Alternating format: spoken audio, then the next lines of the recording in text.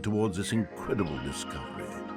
Stanley and the bucket never found freedom because they spent the rest of their lives here in this place, flipping through live streams of the silliest birds imaginable.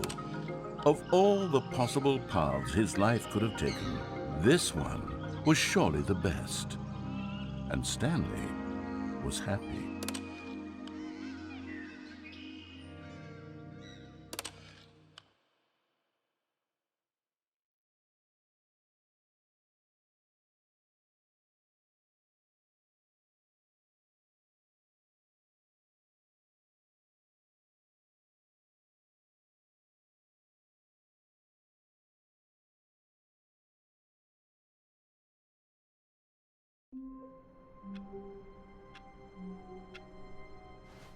All of his co-workers were good.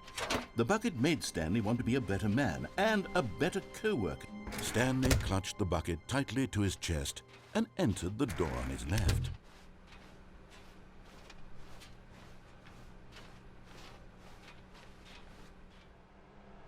Still no one was here.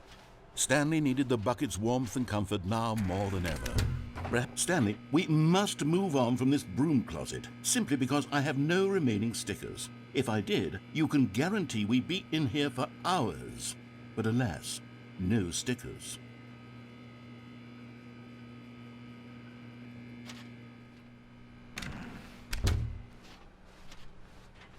Coming to a staircase, Stanley and the bucket walked upstairs to the boss's office.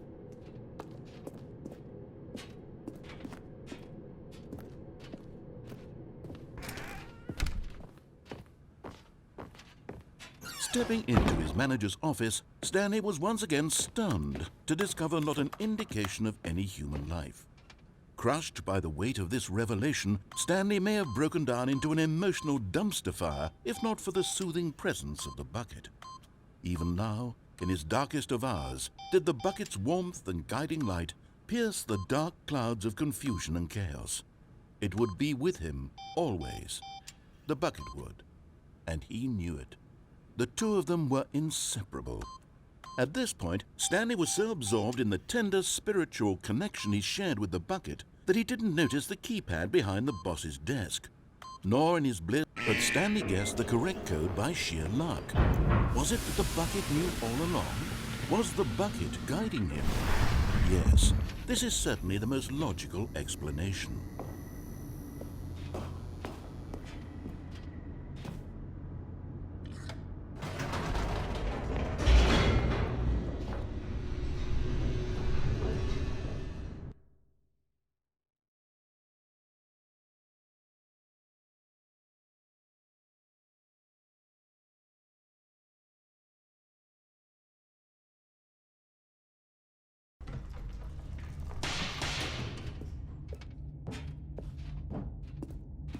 Stanley and the bucket walked straight ahead through the large door that read, Mind Control Facility.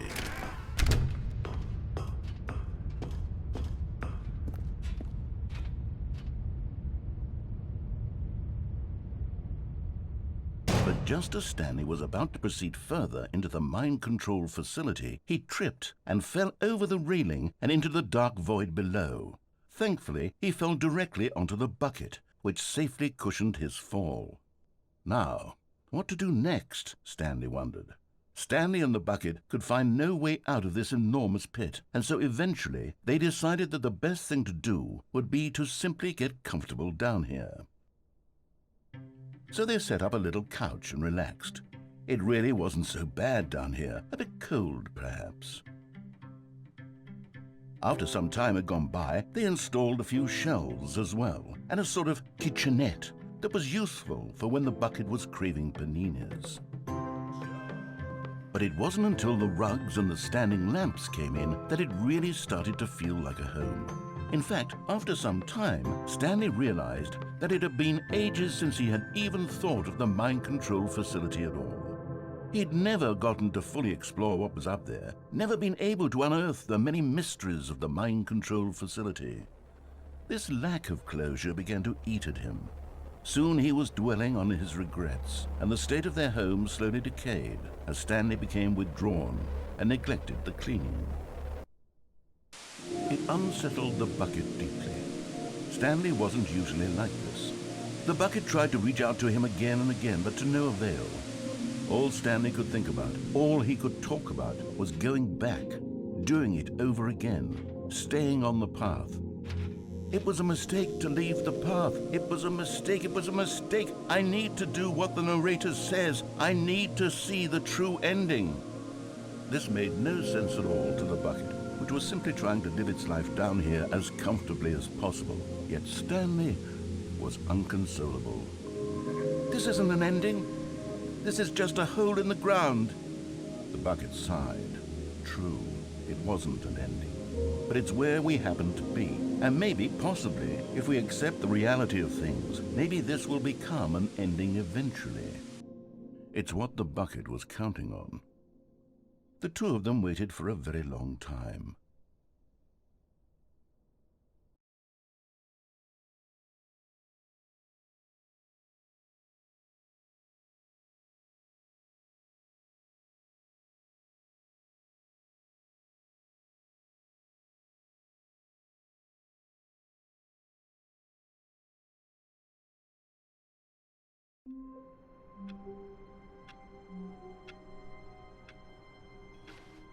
All of his co-workers were gone. What could it mean? Stanley decided to go to the meeting room. Perhaps he had simply missed a memo. Not everyone is so lucky to have a bucket, but Stanley is a very lucky fellow. Very lucky indeed. Stanley clutched the bucket tightly to his chest. This was not the correct way to the meeting room, but Stanley had felt the bucket calling to him, telling him that the employee lounge was simply the place to be. And here it was. Had the bucket turned out to be correct? Was this better than the meeting room? Yes, Stanley thought to himself. Yes, perhaps it truly was. How insightful the bucket turned out to be.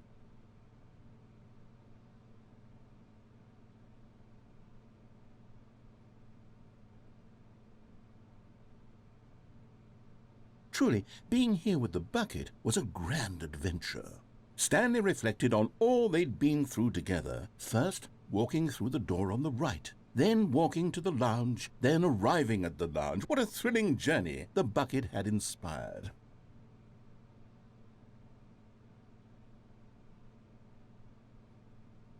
Perhaps this was where the bucket felt most truly at home, here in the employee lounge. Perhaps it's the only place a bucket can even feel at home.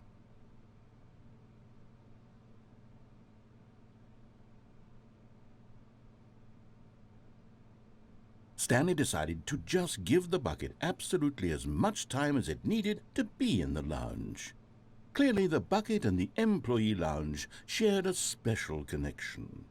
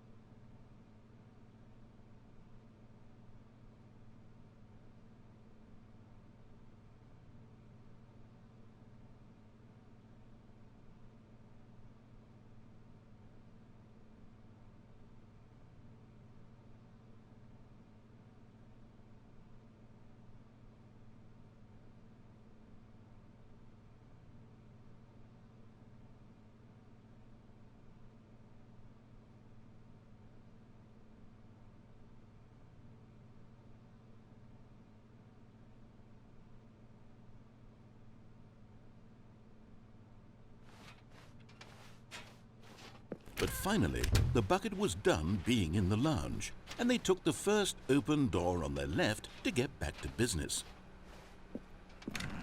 No, Said the bucket.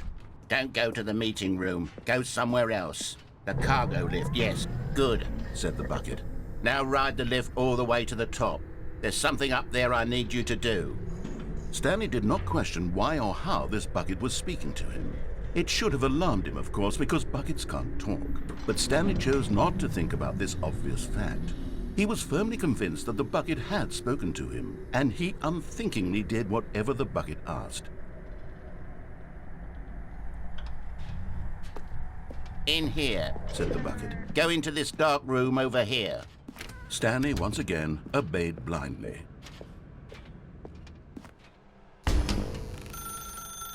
Now pick up the phone. Said the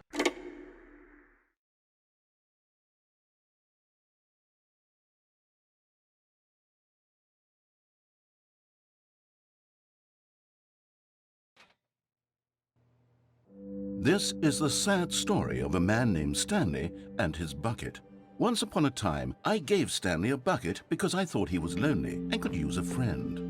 And then, very distressingly, he began to believe the bucket could speak to him.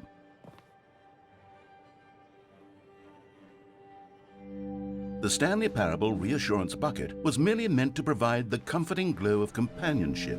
It doesn't literally talk and give you orders. Whatever Stanley is hearing the bucket say to him is just in his head.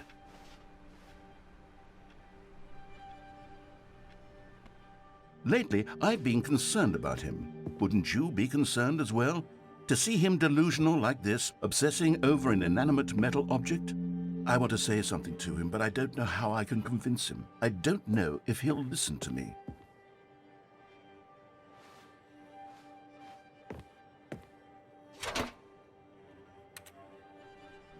Oh, I'll try anyway. Stanley, can you hear me?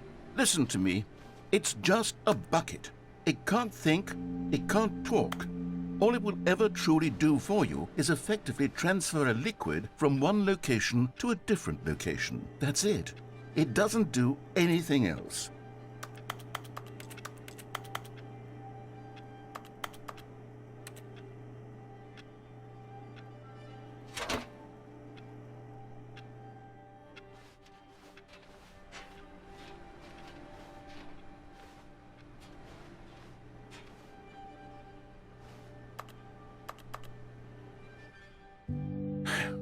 You see, he's not listening. He's still taking orders from the bucket. You know, once upon a time, it was me he took orders from. Me he trusted and listened to. Now all he cares about is his awful bucket. This stupid hunk of metal.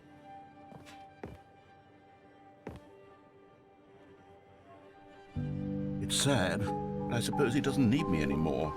From now on, he's just going to cling to this bucket, this cold, empty bucket, this sort of shiny bucket. Well, I'll give it this. The bucket does have a nice shine to it.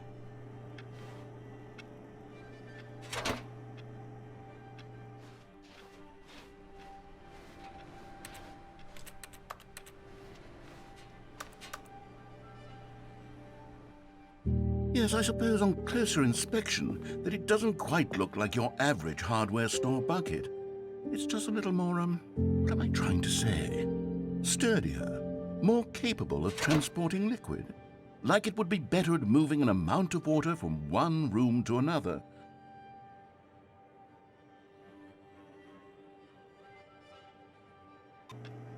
Oh my God, what am I saying? Better at carrying water from room to room. It's a bucket. It's literally just a bucket. Why do I feel some need to point out the ways in which it's so much more than just a regular bucket?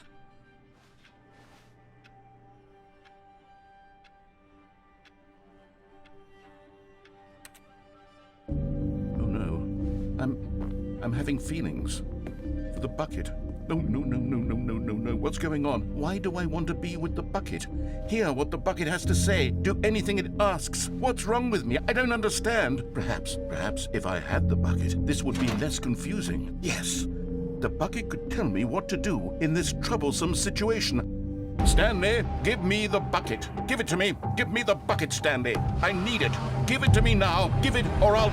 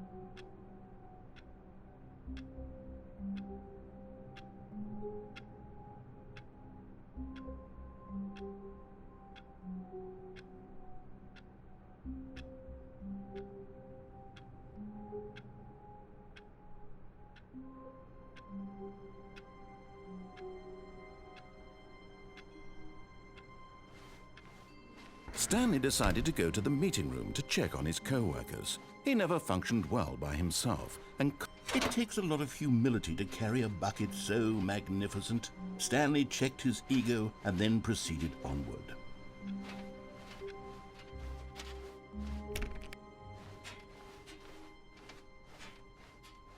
Stanley clutched the bucket tightly to his chest and entered the door on his left. This was not the correct way to the meeting room, but Stanley had felt the bucket calling to him, telling him that the employee lounge was simply the place to be. And here it was. Had the bucket turned out to be correct? No, never mind. The bucket was wrong. Stanley took the door on his left to go back, and so the two of them detoured through the maintenance section and walked straight ahead to the opposite door.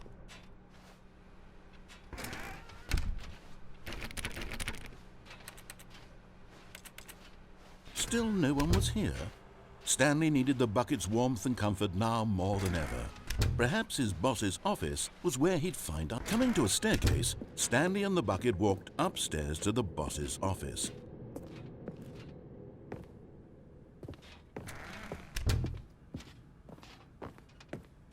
Stepping into his manager's office, Stanley was once again stunned to discover not an indication of any human life.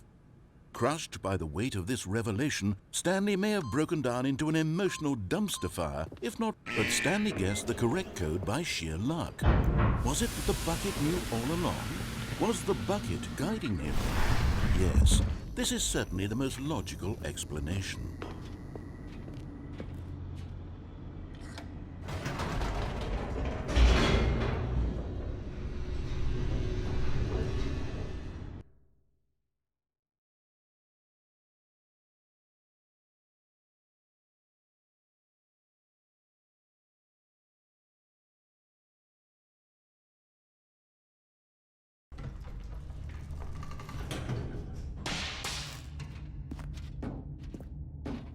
Stanley and the bucket walked straight ahead through the large door that read, Mind Control Facility.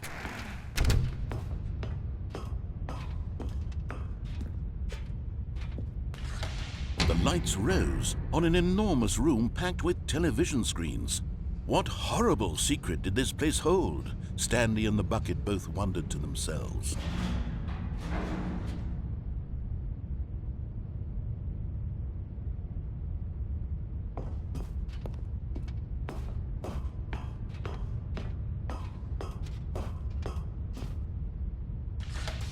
The monitors jumped to life, and Stanley nearly dropped the bucket in shock.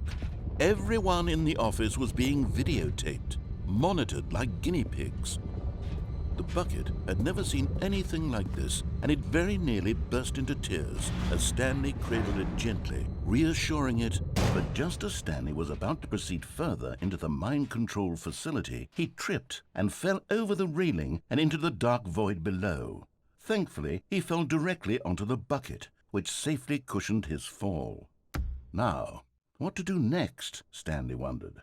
Stanley and the bucket could find no way out.